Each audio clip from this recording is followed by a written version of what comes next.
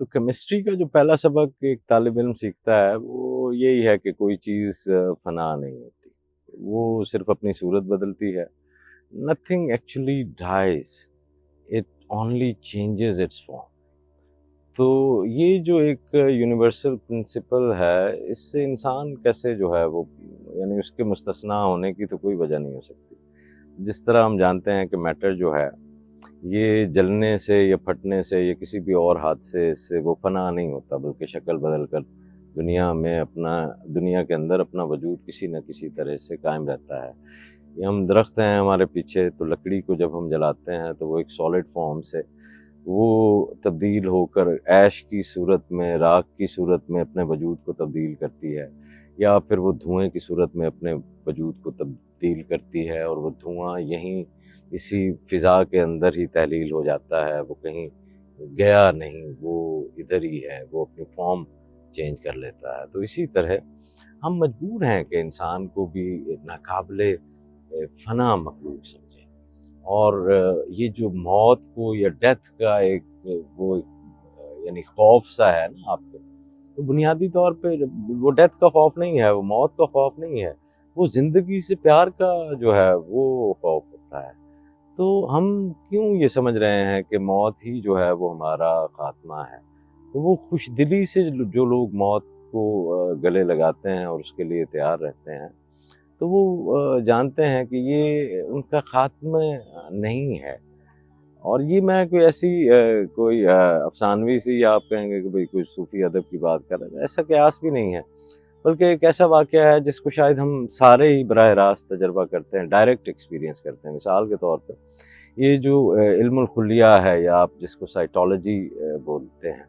تو سائیٹالوجی یہ بتاتی ہے کہ انسان کا جسم جن چھوٹے چھوٹے سیلز یا خلیوں سے مل کر بنتا ہے، وہ تو مسلسل ٹوٹتے رہتے ہیں، اور ایک متوسط قد کے انسان کے اندر جو ہے وہ ان کی تعداد 20 سے لے کر 26 قدم کے قریب جو ہے وہ ہوتی ہے. تو یہ کسی عمارت کی طرح تو ہمارا جسم نہیں ہے کہ اینٹوں کی طرح بنا ہے جو ہمیشہ وہی رہیں گی جیسے بھی وہ لگائی گئی تھیں، بلکہ یہ تو ہر روز جو ہمارے جسم کی اینٹیں ہیں، یہ جو سیلز ہیں، یہ جو خلیے ہیں، یہ تو ہر روز بے شمار تعداد میں ٹوٹتے ہیں.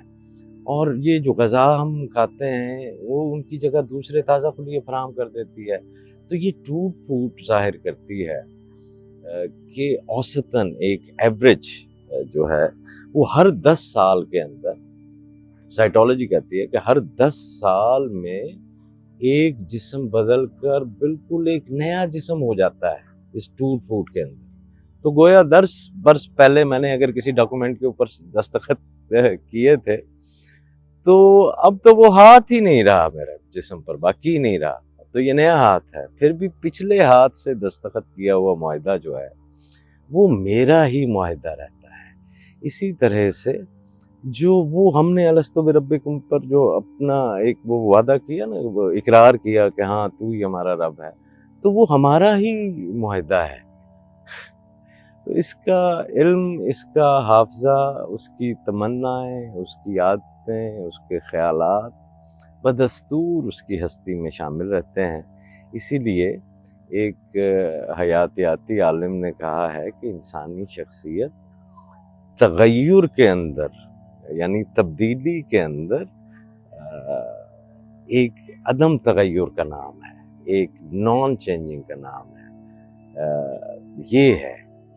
انسان. تو اگر صرف جسم کے خاتمے کا نام موت ہے، تو ایسی موت تو زندہ انسانوں کے ساتھ بھی ہر روز پیش آتی رہتی ہے.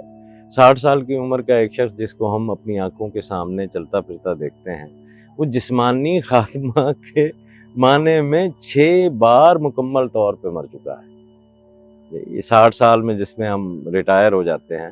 تو بنیادی طور پہ آپ کا جسم جو ہے سائیٹالوجی کے مطابق آپ کا جسم 6 دفعہ وہ نیا ہو چکا ہے، 6 دفعہ وہ مر بھی چکا ہے، 6 دفعہ وہ نیا بھی جو ہے وہ بن چکا ہے. تو اب 6 بار کی جسمانی موت سے اگر انسان نہیں مرا، تو 7ویں بار کی موت سے کیوں اس کا خاتمہ ہو جائے گا؟ تو حقیقت یہی ہے کہ انسان ایک ایسی مخلوق ہے جو موت کے بعد بھی زندہ موجود رہتا ہے. دوسری چیزیں اگر گیس کی صورت میں باقی رہتی ہیں تو انسان اپنے شعوری وجود کی صورت میں اپنے وجود کو باقی رکھتا ہے. تو یہ جو آپ کا کانشیس ہوتا ہے، یہ جو آپ کا شعور ہوتا ہے، تو جیسے یہ سالڈ جو ہے اس نے جب جیسے لکڑی کی میں نے آپ کو مثال دی،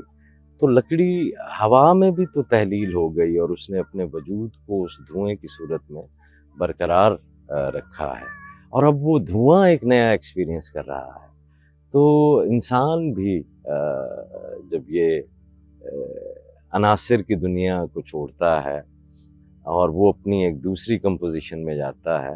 تو وہ شعوری طور پر تو میں سمجھتا ہوں کہ ضرور ہی یہیں کہیں موجود ہوتا ہے، وہ اپنے آپ کو باقی رکھتا ہے. اور ہم جب وہ مسلمان ہوتے ہیں تو بنیادی طور پر ہمارا جو شعور ہے مسلمان کا، وہ شعور اس جسم میں رہتے ہوئے اتصال کرتا ہے حضور نبی کریم صلی اللہ علیہ وآلہ وسلم کے شعور کے ساتھ، ان کے ساتھ کورسپونڈنس کے اندر ہو جاتا ہے، ان کے ساتھ ایک ریلیشن شپ میں جو ہے وہ ہو جاتا ہے. تو یہ آپ اس کو یوں آپ اس کو سمجھیے کہ جب آپ مسلمان ہوئے تو آپ کے دل کو براہ راست ایک کورسپونڈنس نصیب ہو چکی. اب آپ اس کو ایکسپلور کریں نہیں کریں یہ ایک دوسرا مسئلہ ہے، لیکن آپ کے دل کو وہ براہ راست کورسپونڈنس، رابطہ، یا آپ جسے مواصلات کہتے ہیں یا آپ وہ کنیکشن کہتے ہیں، تو وہ آپ کے جب آپ نے اقرار بالقلب کیا نا، لا الہ الا اللہ محمد الرسول اللہ، تو آپ کے قلب کو جیسے ہی آپ نے محمد الرسول اللہ کہا تو آپ کے قلب کو ایک وہ رسائی اس پاک معطر و مطہر قلب تک ہو گئی، اس نور محمد تک جو ہے وہ ہو گئی. تو یوں آپ کا دل جو ہے وہ محمدی بیٹ کے اوپر دھڑکنے لگ گیا، وہ اس ردم کے اوپر جو ہے وہ آ گیا. اور آپ کی عقل کو اسی طرح سے آپ کے شعور کو وہ رسائی نصیب ہوئی کہ وہ جو شعور محمد جو اس کائنات کے اندر موجود ہے،